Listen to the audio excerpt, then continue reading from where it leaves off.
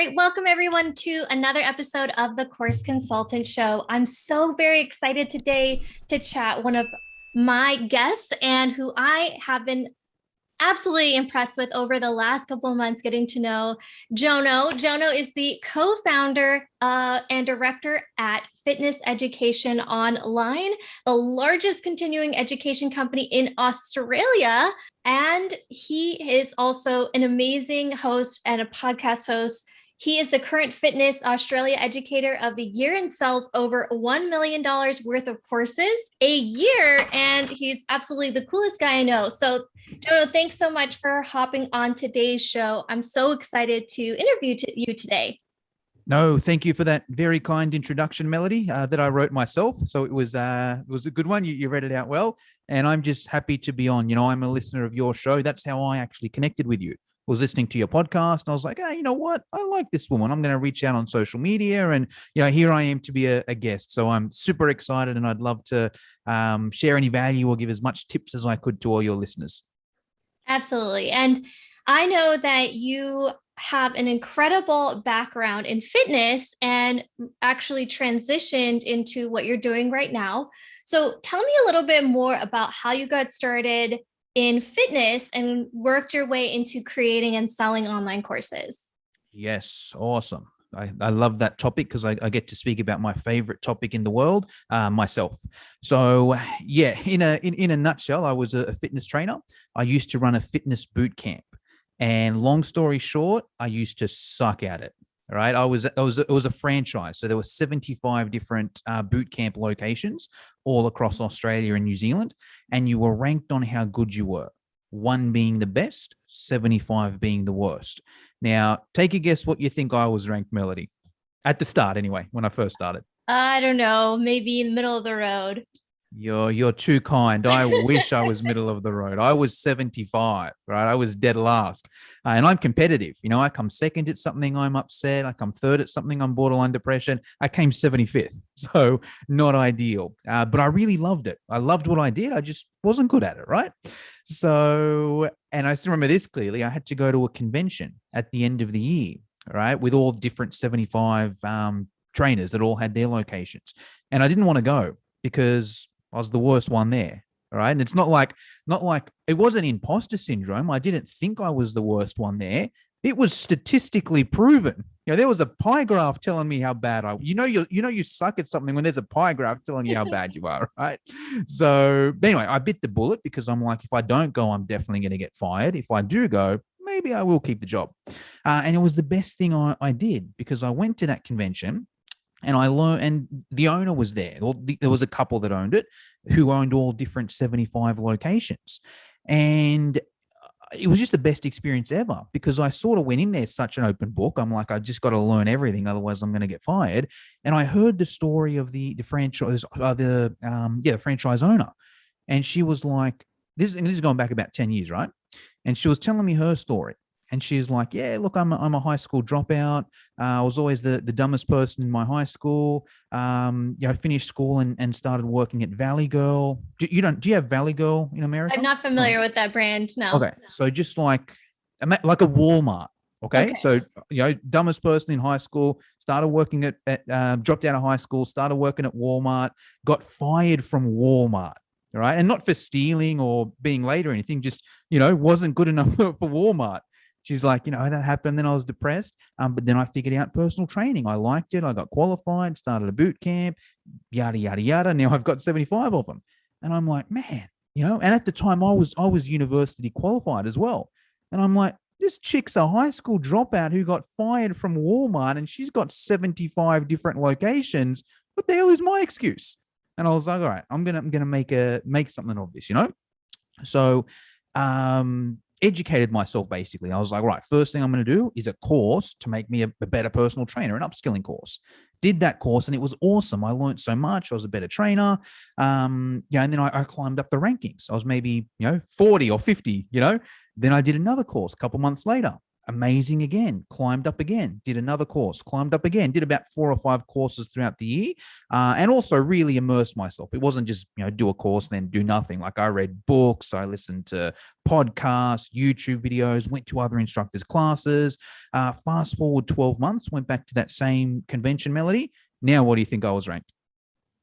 I think you're ranked one. Yes, correct. You got it right. Number one. And my clientele went from 20 to 100. Also opened up a second location, and was good at what I did, and had a system, a proven system that I'm like, hey, I was the worst trainer ever. If I can do this, you got no excuse. And kept upskilling myself, but got to a point where I'm like, now I'm doing some of these courses, and they're not bad, but I feel I could put together something that's better than anything else out there, because I think my system is better, and also different. Because a lot of the courses that I was going to, some of them were just general business. Hey, you want to get better at sales? Go and do this sales course that would sort of help anyone. Real estate agents, personal trainers, business people, whatever. I would also do some specific to personal trainers. But a lot of the ones that I went to specific to personal trainers were more tailored for personal trainers working at a gym. Hey, you're a personal trainer, you're working in a gym, you do one-on-one clients. Here's how to build your one-on-one clientele. So a lot of the courses that I went to, I sort of had to reverse engineer in my head and be like, okay, great, that works for this, but how can I get it to work exactly in my business? And after about 2 years of doing that, I was like, I feel like I've got something that's better and different than anything else out there. I want to give it a crack. So created my first course there. And that was a funny story in its own, because this is back in, maybe 2014. All right. I don't think ClickFunnels and Kajabi, I don't think these things existed in 2014. So my first course was an ebook, Melody. And I didn't even know what an ebook was. I was scrolling through. I knew I wanted a course, and I did some research. I thought I needed a website. I was like, oh man, I got to pay these guys $10,000 to do a website for me. I don't have $10,000, so I won't do it. Was scrolling through Facebook, and I saw an ad, download or, purchase my ebook. I was like, what the crap is an ebook? So I purchased it. I can't remember what it was. I was going through it. I'm like, hold on, this is just a Microsoft Word document saved as a PDF. I'm no tech guy. I'm a fitness guy, but I know how to open Microsoft Word and save it as a PDF. So I, opened it up and, created a Microsoft Word document, saved it as a PDF. And I'm like, all right, here's my online course. But I was going through it. I'm like, it just looks like a PDF, like it looks like a Microsoft Word document. I got to make it look nicer. I got to get some borders or headings or page numbers or whatever. And I don't know how to do that stuff, but lucky I stumbled on this site called Fiverr.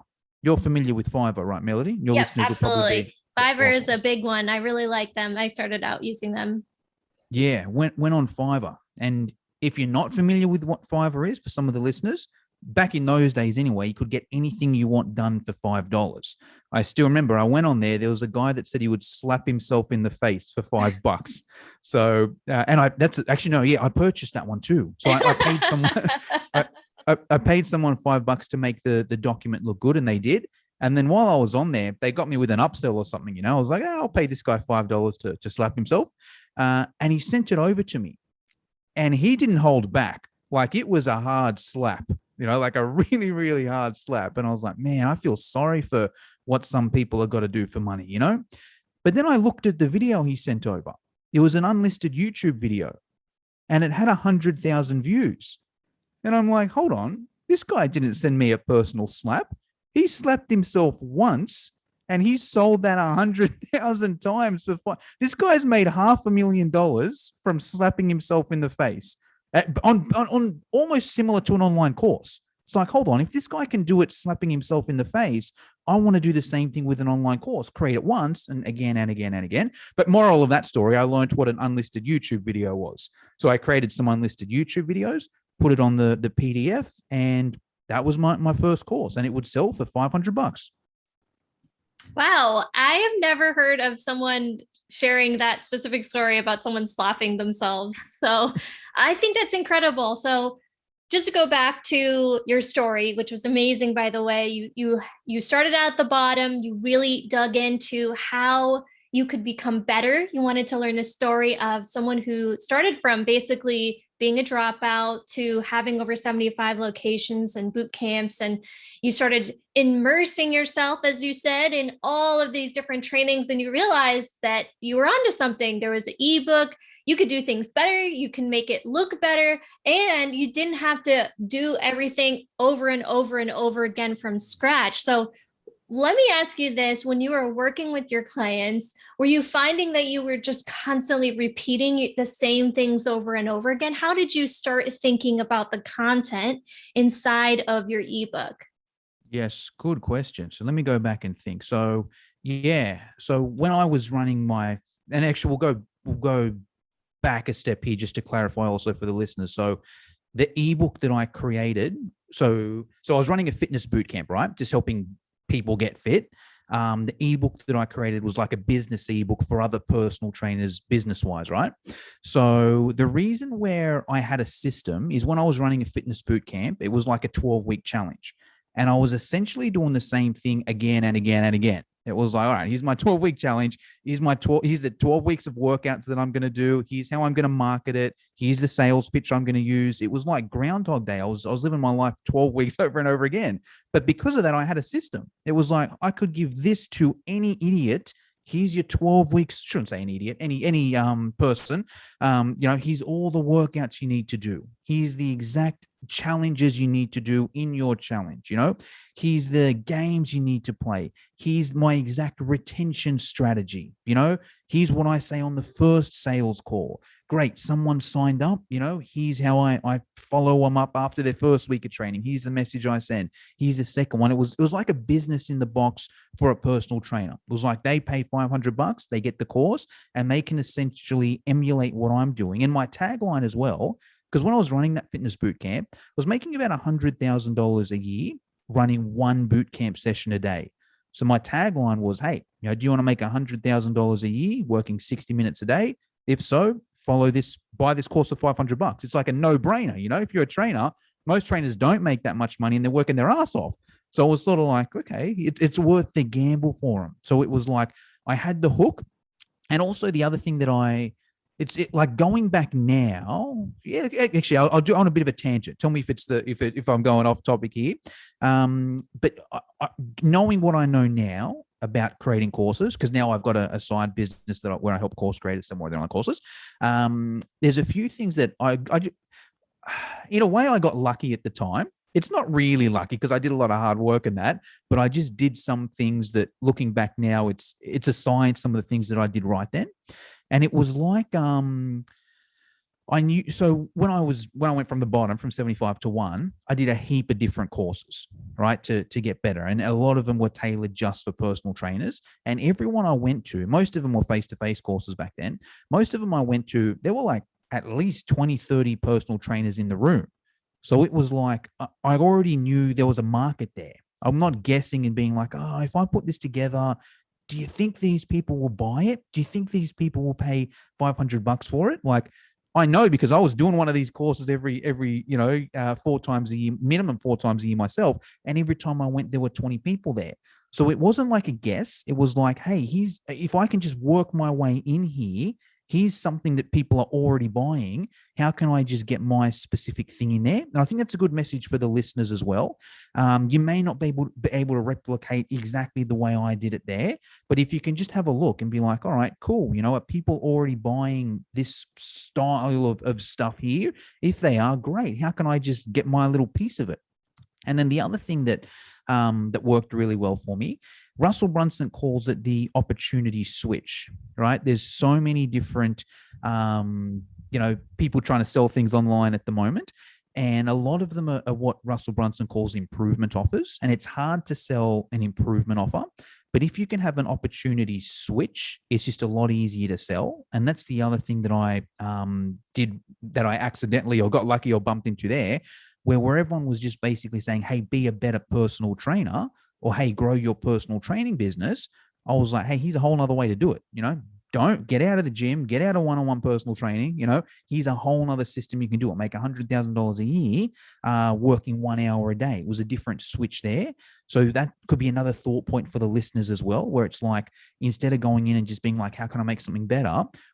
How can I switch or get something different? And another way to look at it, like I'll give a fitness specific example here that may not work for the listeners, but it'll just give another way to look at it. If you are trying to sell a fitness product, it's hard to sell a lose weight. Hey, go and do my course. I'll teach you how to lose weight by eating healthy. No one's buying that. I've tried it before and it didn't work. But if you can have some opportunity switch, hey, you want to lose weight? The easiest way to lose weight is via the keto diet. Keto diet. Never heard of that before. Let me click here. And it doesn't have to be like insert whatever thing there. The intermittent fasting diet, the Atkins diet, the protein diet, the banana diet, whatever, some sort of opportunity switch there. So there are a couple of the reasons I think I got lucky back then, but looking back now, I realize that's part of the reason why it was able to sell off the bat. Yeah. So let me just take a moment. And I've never heard the phrase opportunity switch, but one way I've heard it explained a little bit before is the mechanism that you achieve the results. So I heard another coach use that, and I actually really loved the way that she had put it. And I like the way you said it too. So one thing that I want to point out is an example of a course name or a course promise. So I know that a lot of times especially in the B2B space, since, Jono and I are in that space, we see a lot of these, grow your Instagram by 1,000 followers, which is okay, I guess. But one thing that, could be possibly improved with that is grow your Instagram by 1,000 followers a week using Instagram Reels or using Instagram Live or, something like that. And so the difference, and I've tried explaining this to a couple of folks, is that it's not always that, yes, you have a great system and yes, you have a framework, but through what framework are you using to provide that ultimate result? Now, I know, and that there's so many ways that success happens over time, and you learn and you tweak and you grow. But what is the main thing that you are promising, and how is the framework delivered so that people can ultimately get that result, which is a marketing process that we all have to learn. So I want to know a little bit more about your thinking in terms of creating products. Now, one of my students inside of my business of courses Shindig, my membership, I know that she had a question of, hey, Jono sounds really cool. I don't know what kind of course I should make. I have a few, but I just am stuck. How can I actually decide on what product I should be making right now? So let me ask you that. If you've created a lot of courses for your course creator community inside of your own membership, tell me what's your process look like for creating a new course, or back when you were making courses at the inception of your membership? Yes, good question. So it's changed a little bit. So when I started off, I would create the courses based on what I thought people needed. All right. And I got lucky in that my first one sort of was just really good. It's what I thought people needed, but it's also what they did need. So I got lucky there. Right. But then the next few courses that I created were hit and miss. It was like, I think this course will sell really well. I'll put it together.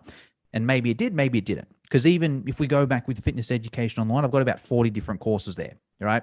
Half of them don't sell, right? But I've got 40 of them anyway. And I would just go by what I thought. That was it originally. That's okay. It's not a bad way to do it. But now I go for a little bit, I work a little bit differently. I have a thought to start with. I'm like, okay, I think this would be a good course, but let me validate it.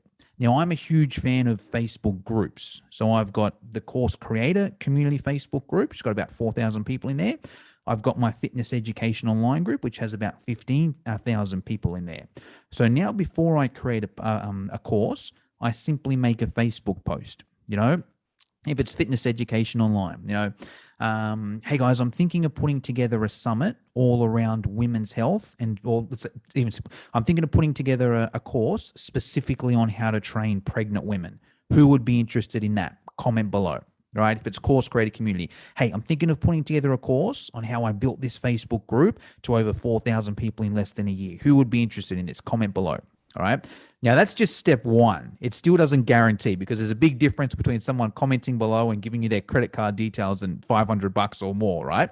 But it's a good start point. I know if I make that post and I get zero comments, I'm not putting that course together. No way, right? Because if I can't even get someone to comment, I got zero chance of actually selling it. If I put that course together and I get a heap of comments, oh sorry, if I make that post and I get a heap of comments, I'm going to put it together. And that's another thing as well. But let's even simplify here. Let's just say I put it together and I'll get a whole heap of comments. I'm going to take the next step. All right. There's still no guarantee that it's going to sell. Because there's a difference, but at least it gives me some confidence there where I'm like, all right, if a whole heap of people have commented down here and they're interested, there's at least some sort of interest there. So that's what I do now if I've already got an engaged audience. So I'm not, do you know if the listener already has an engaged audience or not? Yeah, she does. She is pivoting from another business that was focused primarily on Pinterest. And so she's going to be pivoting into another topic, which she's still working on, but she does have an engaged audience. So I think that's a great point that you made about just putting a post out there on Facebook, asking around. And I think that that is a really great point that I know you talk a lot about inside of, don't you have like a free training for, or you talk about Facebook groups a lot actually, and Yeah. you have Yeah. quite a bit of content on Facebook groups, which is great. Yep, exactly. Yeah, huge fan of them, and I'll even go a sec deeper there as well for the people that maybe don't have a big audience. And if it's like, it doesn't necessarily have to be a Facebook group as well. I'm just a Facebook group guy, but I'm sure if someone's an Instagrammer, you could do an Instagram story, even an email. Hey guys, I'm thinking of putting together a course. Would you be interested? If so, reply to this, and I'll put things in motions or whatever. If you don't have a big audience, that's okay, or an established audience, that's okay. It just means you need to find a way to leverage off other people's audiences, but you'll just have to go a bit deeper. So let's say, for example, now I've got 4,000 in this Facebook group, 15,000. I can make a post and get some good feedback, right? But if I didn't, what I would do is be like, all right, how can I just have a good conversation with 10 people? How can I just jump on a Zoom call with 10 different people and essentially say, hey, thinking of putting this course together, would you be interested? Great. What would you want to see in there? Cool. What price point would you pay? Yada, yada, yada. So if you don't have an engaged audience, find a way to get on a Zoom call with, 10, 20 people and just have a deeper conversation that way there. And the way you would do that is also Facebook groups, but you just have to leverage off someone else's Facebook group. Find a group that allows promos, or maybe you're friends with an admin and they'll let you do that post there, or yeah, either way. Yes. And I've used in the past surveys for emails, and I'll provide some sort of incentive like a coupon code or a free course or Mm, something just to give somebody a thank you, because let's face it, people are super busy. Nobody really wants to be doing surveys these days unless there's something in it for them. I know I'm like that. If someone says there's a coupon in it for you, I'm going to say, yeah, that sounds great, or some sort of gift card. So great points, Jono. So I want to know what kinds of things that you're up to right now. I know you've got lots of really great resources inside of your free Facebook group, but what can you tell us about what you're doing right now in your business at the date of this recording? yes, yes. Okay. So date of September. So now I have two business, right? So I got Fitness Education Online, Course Creator Community. Fitness Education Online, my goal is to be as hands off as possible there because revenue is good. It's about $1 million a year business, right? So my focus now is how can I keep that revenue going with me doing as little work as possible. And I've pretty much got that set up now as well. So I've hired a full-time sales and marketing person, and Claudia, shout out if you're listening, and she does all of my sales and marketing. So all of my ads, all of my lead gen, and then she's got a sales team as well, which closes a lot of sales. And then I've also got an operations manager as well, who essentially takes care of all the courses with that side of things there. So that's my focus there. It's like, how can I get hands off and just get this business running itself without me there? And I wish I did that sooner as well, to be honest. But that's where I am there. Um, and even with that side of things as well, it's like, all right, cool, how can it be me hands off but still continuously growing? I'm always looking at things to grow that sort of business there. And then simultaneously, I've got the course creator community. I haven't decided exactly what direction I'm going to go there yet, but that's essentially what it is now. Is it's a Facebook group. I'm just growing that Facebook group. I've got a membership attached to it as well. And I want to come up with a signature course there. I don't know exactly what it's going to be yet because I'm a not a perfectionist, but if I put something together, like I do want it to be solid. I do, and I think I've got that skill set. If I've got a business over here that makes $1 million a year, there's a lot of people that want to know that. Buddy, how do you make $1 million selling online courses? I need to put that together in a way that will go out to the market, and it'll probably have to be a few different courses. But that's what I'm working on that side of things. There, it's like, all right, what product can I put together that I like to teach that's different and that covers all the different things we spoke here. That's an opportunity switch, that has a mechanism because, to get to $1 million a year in fitness education online, it was hard work. It was 3 years of, no life and reading books and doing courses and mucking around with Facebook ads and learning sales and marketing and doing hundreds of sales calls. And that's a hard sell. Hey, you want to make $1 million a year? Yeah, just give up your life for 3 years. Not many people are going to do that there. So I've got to find a simpler way. And that's sort of what I'm working on here. And I think it's going to be a Facebook group, something like that. Hey, you're a course creator. You got to grow your list. If you want to sell more courses, the easiest way to do it or the best way to do it is via a Facebook group. Here's a course that covers everything from A to Z, how to grow the group, how to get engagement, how to sell from there. So I think I'll put something like that out there on the market. I'm not 100% sold yet, but that's what I'm working on. Yeah, no, that sounds great. I think it's always really interesting to see how people think of their new ideas and how it actually works out because I know myself, I'm constantly thinking of new ideas. My husband is always like, you have so many ideas, Melody, you should just go with one. And I'm like, I know, it's just that I have such good ideas. I always have a hard time figuring out which one I should go with because I love the new ideas part. That's one of my favorite parts of being a business owner. But I really appreciate you taking the time out of your busy schedule, especially on a Friday morning. I really would love for you to share any free resources that you have. And then we'll just let other people share what they thought about this episode. I'm super excited and can't wait to be sharing about it. Any new free resources or old resources that you have that people can find you? Yes. So what I would recommend is everyone join my Facebook group, the course creator one. It's called the Course Creator Community. It's one of the largest and most engaged Facebook groups in the world for online course creators.